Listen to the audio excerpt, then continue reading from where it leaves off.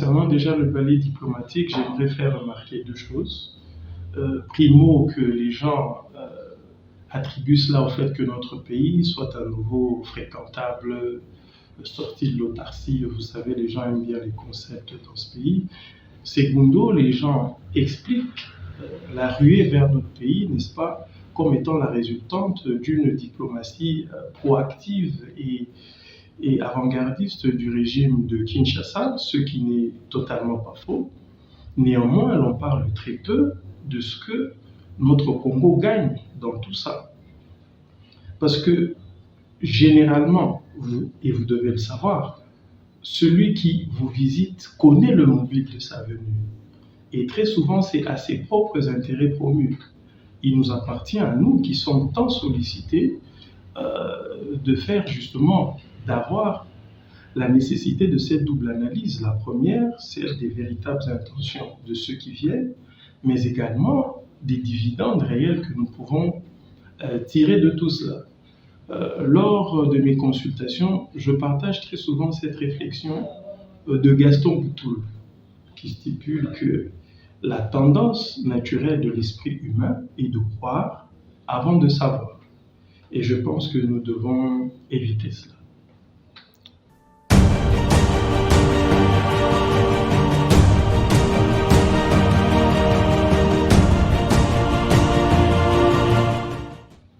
Prenons la SADC, qui déjà souffre d'une ingénierie décisionnelle multipolaire, avec le sommet des chefs d'État et de gouvernement, organe suprême de l'organisation, etc., suivi de la Troïka tournante qui gère l'organe pour la politique, la défense et la sécurité. Vous avez le Conseil des ministres de la SADC, vous avez les comités ministériels intégrés, vous avez le secrétariat et ensuite les comités nationaux, n'est-ce pas? Idem pour la CEAC, qui est chapeautée par la conférence des chefs d'État et de gouvernement. Ensuite, vous avez le Conseil des ministres, vous avez le secrétariat général, vous avez la commission consultative et vous avez les comités techniques spécialisés. Donc, je vous dis déjà que diriger ces organisations, en fait, n'est pas synonyme de pouvoir absolu. Entendez le pouvoir comme cet ascendant hiérarchique vous permettant de dicter quasi robotiquement vos vues aux autres. Ça ne se passe pas comme ça. Et donc, en réfléchissant, n'est-ce pas, à fond, évidemment, il est possible que ça nous ouvre une brèche en termes d'influence, que j'explique comme étant un ensemble d'effets inducteurs que nous pouvons produire sur les autres par l'actionnage de certains leviers, tels que ça peut être l'argent, les négociations, les pressions quelquefois, et pourquoi pas même les menaces à un moment donné, avec pour but soit d'infléchir ou de rallier nos interlocuteurs.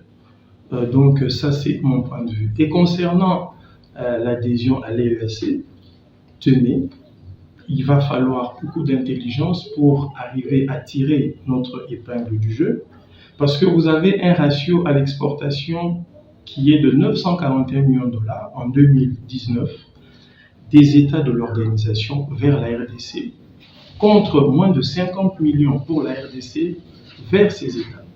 Et avec notre adhésion en 2022, la récente, de sérieuses études ont été faites et elles font état de la possibilité d'un accroissement de l'ordre de plus de 240 millions de dollars supplémentaires de ce même volume, toujours en faveur des États de l'organisation. Donc, je pense, et ça c'est ce qui a été assez choquant, parce que nous avons vu le centre de recherche sur les politiques économiques, qui est un think tank basé en Ouganda, qui a clairement expliqué comment est-ce que le Rwanda et l'Ouganda seraient les principaux bénéficiaires de cette adhésion de la RDC compte tenu de leur proximité géographique avec nous. Évidemment, il n'y a pas à paniquer, il y a des paradigmes que nous pouvons proposé, n'est-ce pas, inventé pour juguler cela, et je pense que je les transmettrai à qui de droit.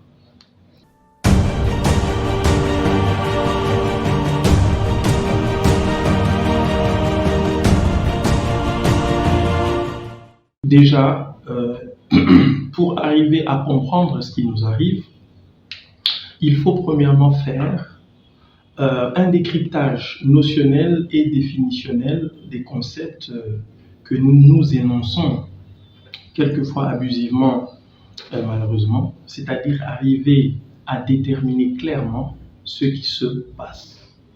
Sommes-nous agressés, victimes de terrorisme, menacés de balkanisation, en guerre, visés par un complot international, pillés par les voisins, les multinationales, etc.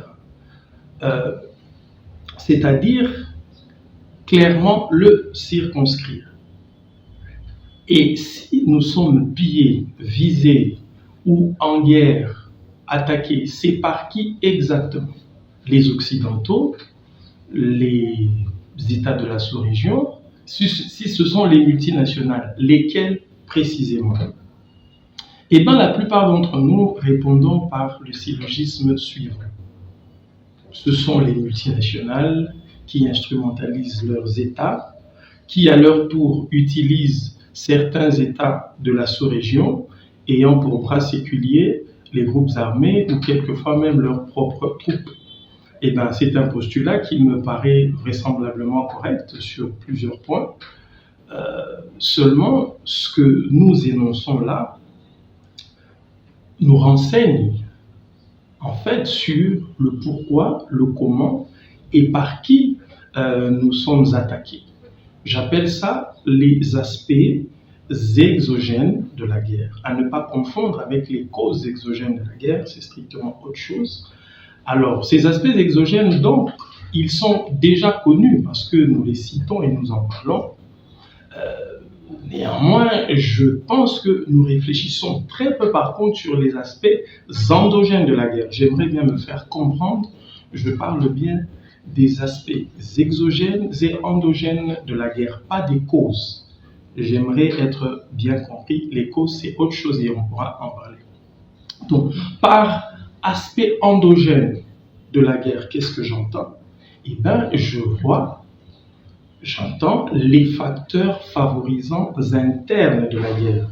Autrement dit, nos failles intrinsèques, systémiquement et systématiquement utilisées par nos ennemis pour nous détruire. Je pense que nous devrions réfléchir beaucoup plus sur cela. C'est très important.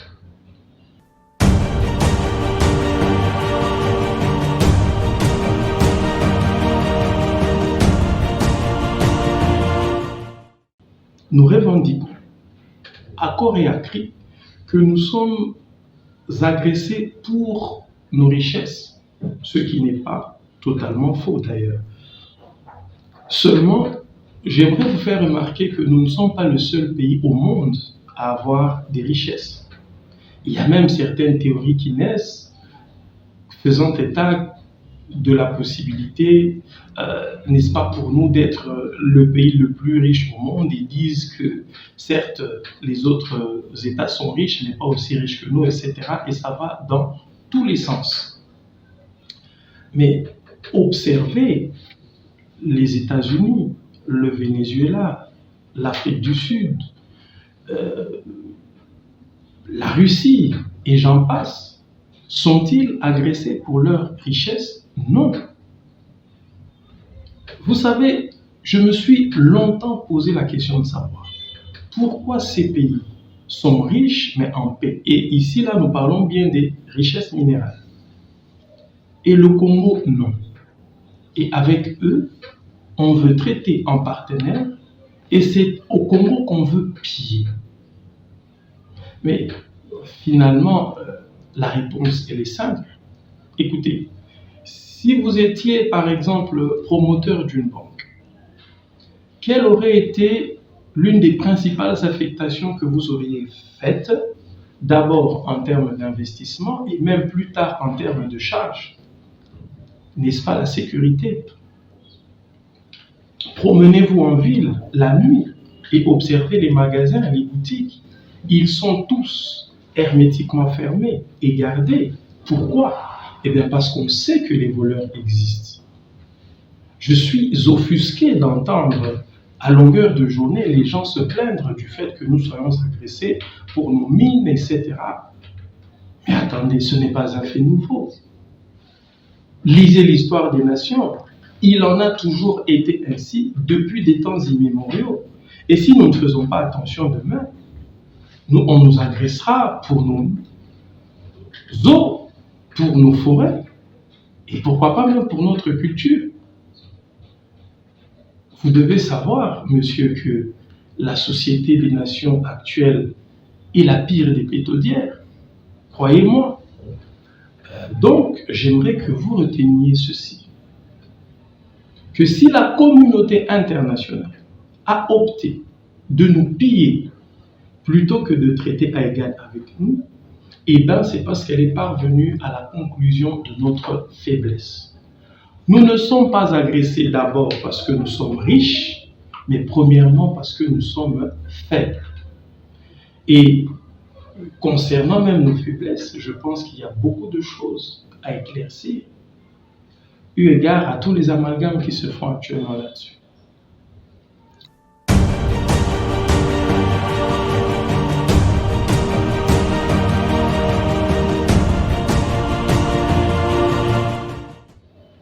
Oui, parce que beaucoup de gens ne parlent que des sous-effectifs et du sous-équipement de notre armée. Certains vont même plus loin à parler de déloyauté, de démotivation, de déloyauté évidemment faisant référence à la traîtrise et aux infiltrations, etc. Je veux bien.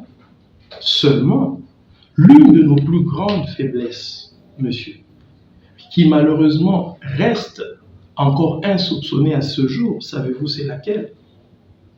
C'est notre incapacité à pouvoir riposter en tant que peuple. Vous savez, toute armée, quoique mal équipée comme on pourrait le dire, puise et tire toute sa pugnacité en puisant dans le foisonnement des énergies collectives. Croyez-moi, c'est comme ça que ça se passe.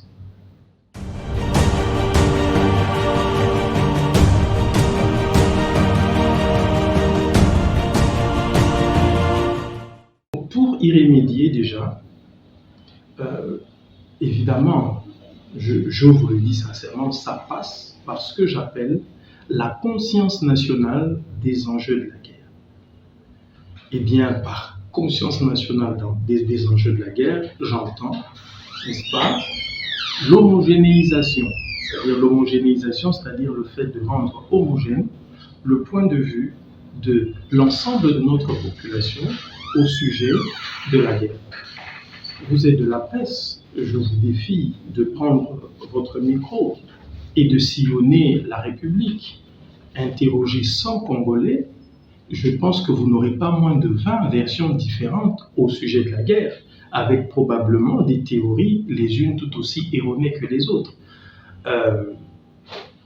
Je ne sais pas, il se peut que je me trompe, et dans ce cas-là, que les anthropologues et les sociologues me corrigent. Mais j'ai toujours subdivisé la RDC en 6 principaux groupes d'opinion sur la guerre. Il y a les gouvernants, les opposants, le peuple, c'est-à-dire avec toutes ses classes sociales et ses réalités sociétales intégrées. Vous avez les étrangers vivant sur notre sol. À eux, vous pouvez ajouter les chancelleries, la MONUSCO et tout ce que vous voulez. Et aussi les victimes directement touchées par la guerre, c'est-à-dire celles habitant les zones insécurisées. Et vous avez les étrangers en séjour temporaire sur notre sol ou ceux récemment arrivés. Vous pouvez y ajouter les touristes, etc. Parce que, évidemment, en arrivant, ils ont une certaine opinion de la guerre, laquelle se modifie au contact d'autres opinions qu'ils rencontrent ici. Donc, en interrogeant avec dextérité ces différents groupes, vous vous rendrez compte qu'il s'agit de la même guerre, mais comprise et vécue différemment par chacun d'eux. D'où la nécessité, comme je le disais tout à l'heure, d'uniformiser, d'harmoniser les vues de tous les Congolais afin de parvenir à la cristallisation d'une perception fondamentalement congolaise de la nature et des enjeux de la guerre. C'est très important. Parce que c'est cette unité d'esprit qui permettra à ce que nous modifions la perception de la guerre que les étrangers ici ont, et ça pourra faire évoluer les choses.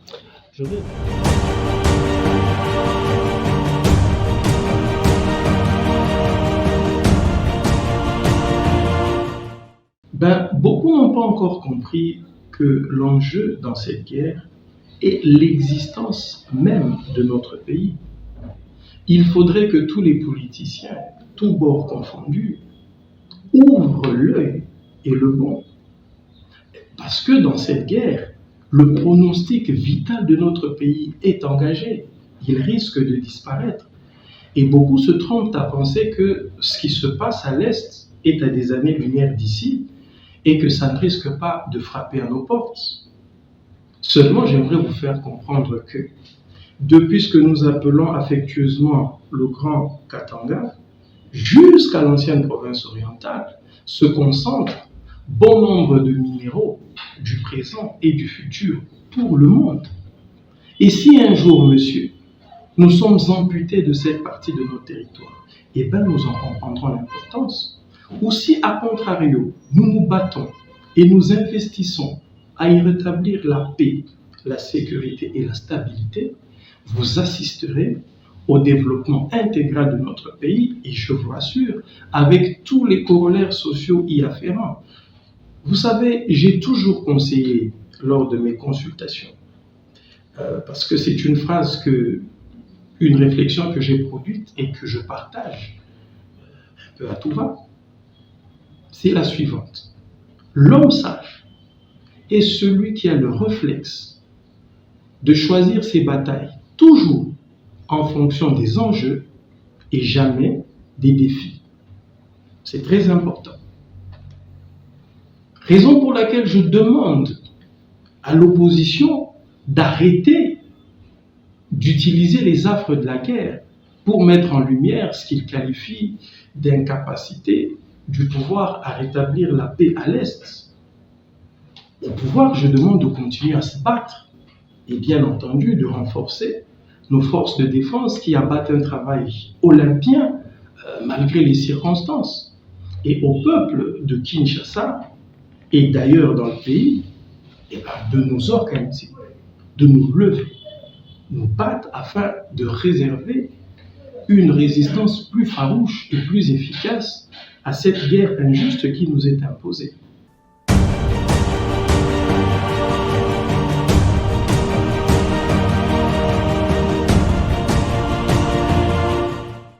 Vous savez déjà, la communauté internationale qui, selon beaucoup... Ce sont les mêmes qui nous ont donné l'embargo. Justement, selon beaucoup, pêcheraient... Et ils viennent aujourd'hui pour nous aider. Pêcheraient, comme vous le dites, par une duplicité exécrable. Donc, je paraphrase en disant que se fier à leur prise de position ne serait que pure consommation chimérique. Excusez-moi du peu. Ok. Que voulez-vous dire par là? Chimérique, c'est un simple exemple. Le roi Philippe est passé par ici. C'est preuve aussi de leur bonne volonté à vouloir nous aider. C'est justement cette duplicité qui est décriée. L'on dit des choses qu'on ne fait pas et on fait des choses qu'on ne dit pas. Voilà ce que nous reprochons à cette communauté internationale. En fait.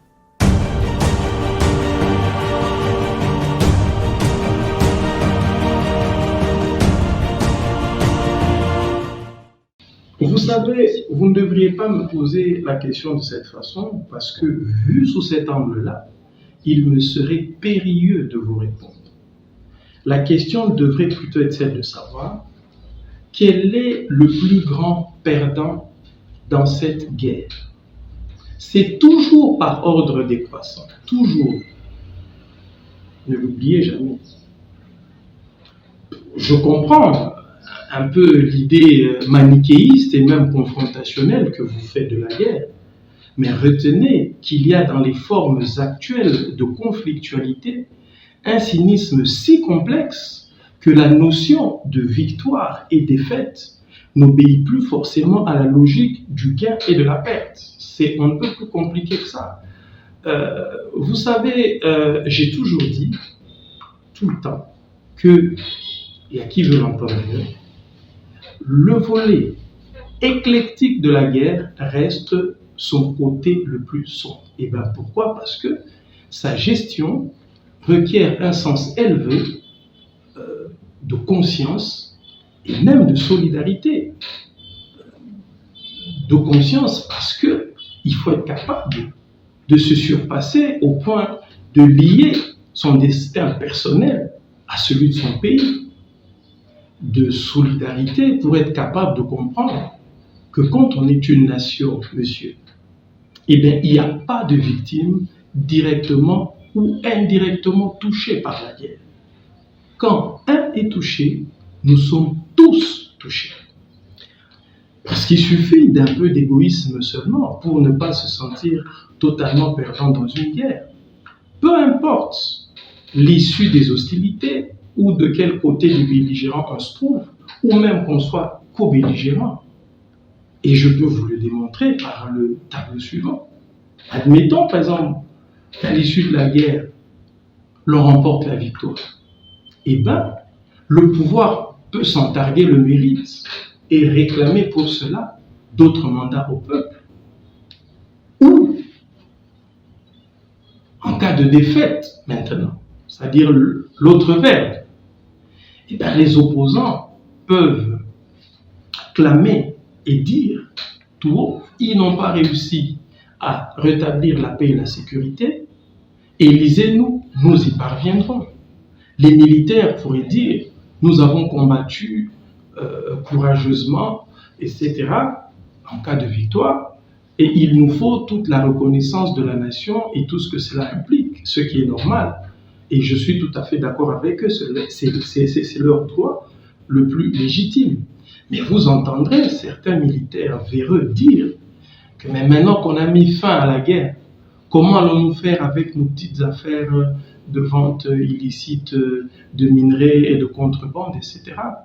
Là, tristement, célèbre MONUSCO pourrait dire plus de job, donc plus de financement. Et je peux vous surprendre, même les pays fournisseurs d'armes pourraient dire que déjà, qu'en temps de paix, on ne vend pas beaucoup. Et pour la RDC, s'il faut lever toutes les nuances de la résolution 2582 qui nous oblige à notifier le comité des sanctions avant de les approvisionner, n'est-ce pas? Les fameux paragraphes 1 à 6, cela veut dire plus de gymnastique de contournement pour la RDC. Donc, elle va acheter au prix réel, c'est-à-dire à moins cher. Vous savez, ne cherchez vraiment jamais à savoir qui gagne quoi dans une guerre. Ça dépend de la bonne ou de la mauvaise foi de chacun. Si on doit être pragmatique, tout le monde sait, après analyse, c'est le Rwanda qui est dans le M23 à cause du coltan. Un simple exemple de minerai. Donc, si la guerre devait profiter à quelqu'un, c'est le Rwanda, ne pensez-vous pas? Je vous l'ai dit, et vous serez surpris, les véritables perdants, tenez à l'esprit que c'est toujours par ordre décroissant, les véritables perdants de cette guerre, mon ami, ce sont des citoyens dont nous ne connaîtrons peut-être jamais ni le nom, ni le visage, encore moins la nature ou la hauteur de la perte. Pour les uns, ça sera leur propre vie, pour les autres, leurs proches, ou encore leur biodiversité, et certains, au-delà, leur propre âme. Et je pense que c'est à eux que vous devrez d'abord penser à chaque fois que vous vous posez cette question.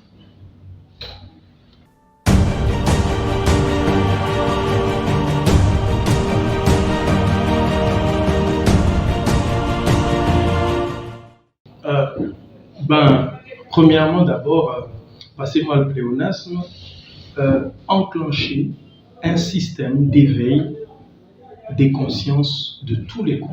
Ça, c'est la première piste.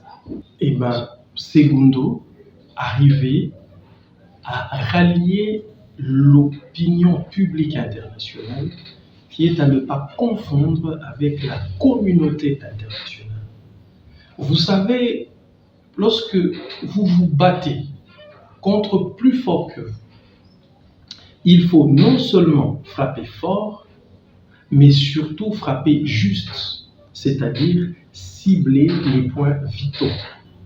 C'est ce qu'on appelle en gestion la recherche de l'efficience, qui est à ne pas confondre avec l'efficacité, bien évidemment.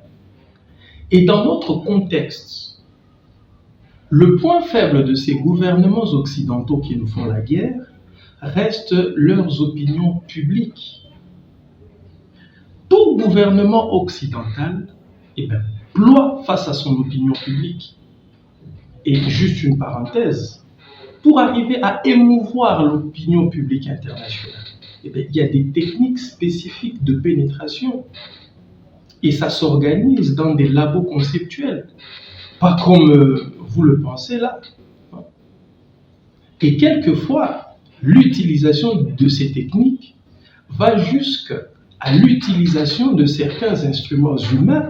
Écoutez, une des réflexions produites et que j'ai souvent partagées avec ceux qui me consultent, évidemment,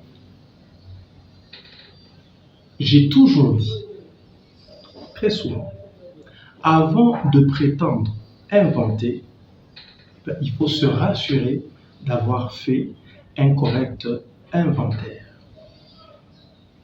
Observez les causes récentes du peuple noir, le processus de l'indépendance de notre pays. Quand en 1908 ont commencé les révélations de la presse internationale et même des missionnaires sur les atrocités perpétrées par Léopold II sur notre sol, cela a conduit à ce qu'il céda, n'est-ce pas, l'État indépendant du Congo à la Belgique. Et le reste, c'est de l'histoire, on la connaît, jusqu'en 1960. L'abolition de l'esclavage en Jamaïque, quand a commencé la sensibilisation de l'opinion britannique par le parlementaire abolitionniste blanc d'ailleurs, du nom de William Wilberforce, cela a conduit à la signature du British Emancipation Act en 1834. Prenez le mouvement des droits civiques aux États-Unis, tout récemment, qui, selon ce que l'on en sait, aurait coûté sa vie à John Fitzgerald Kennedy.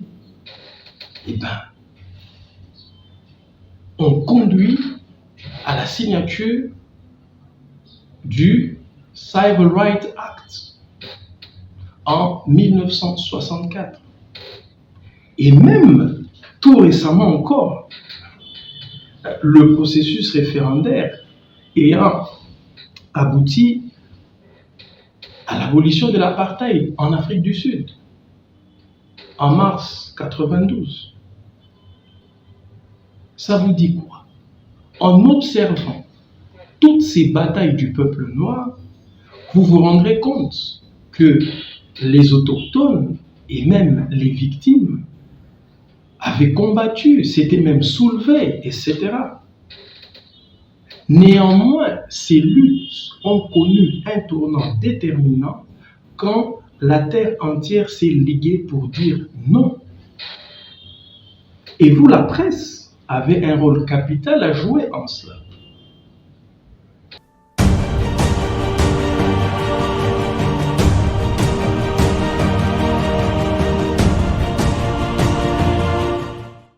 Je pense que là encore, on fait une dommageable confusion entre médiatisation de la guerre et guerre médiatique. Certes, la médiatisation de la guerre fait partie de la guerre médiatique, mais toute médiatisation de la guerre n'est pas une guerre médiatique, mon cher ami. Voilà encore notre grand problème.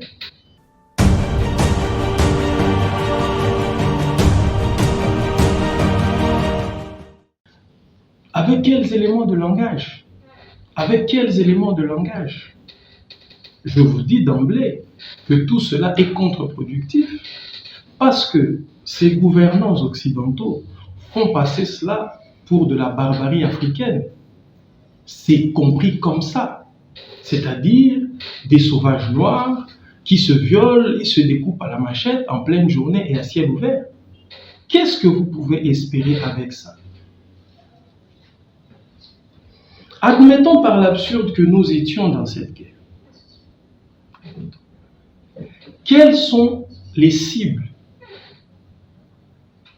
et quels objectifs nous poursuivons? Vous savez, il y a une seule photo, celle du petit Alan Kurdi, le Kurde de 3 ans qui s'était échoué au large des côtes turques.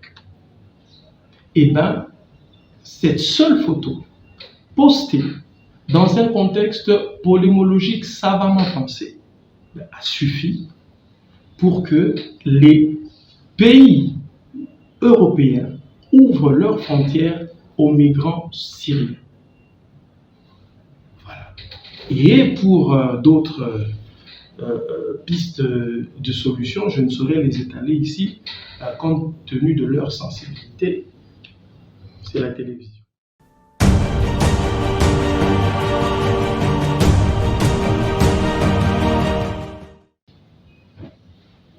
Monsieur, en fait, je pense sincèrement que le chef de l'État et même l'ensemble de la population congolaise sont occupés à plus important que ça.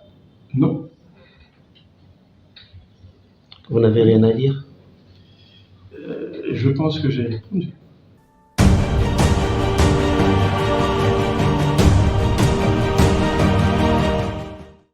Wait and see.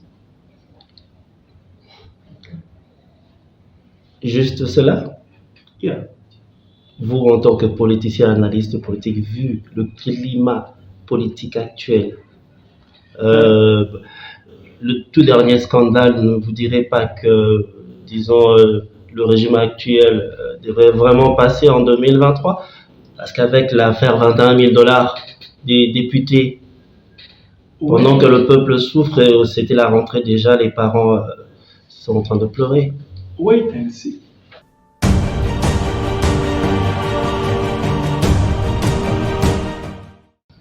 À titre de mot de la fin, c'est premièrement vous remercier pour votre disponibilité, et ça a été un plaisir, n'est-ce pas, d'échanger avec Interface Média.